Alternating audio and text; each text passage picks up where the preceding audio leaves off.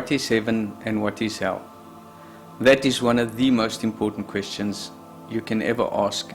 Most people fantasize so much about heaven and hell, and it is actually so simple to understand.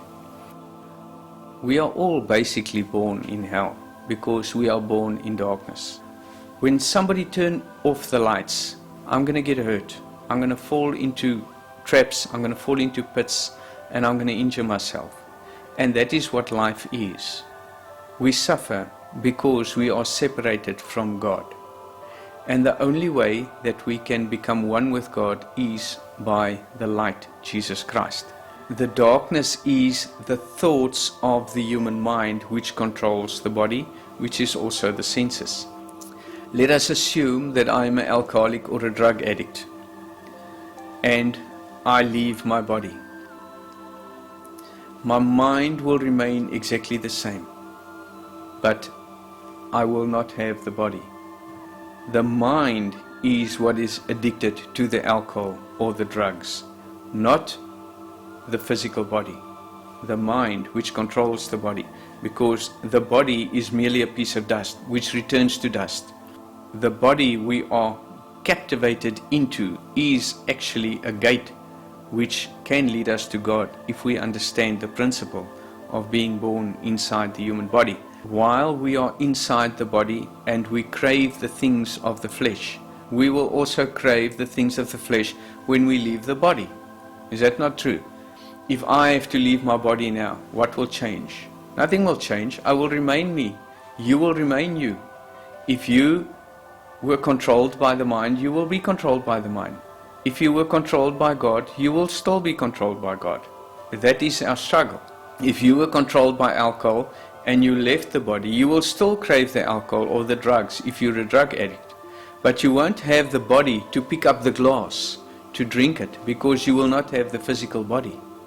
And that is where hell starts. We do not understand the concept of suffering hereafter, because there is no time. According to the Bible, one day will be like 1,000 years. God only uses 1,000 years because the human mind can't grasp the concept of infinity or eternity. God merely uses 1,000 years for us to fathom the vastness of God's reality.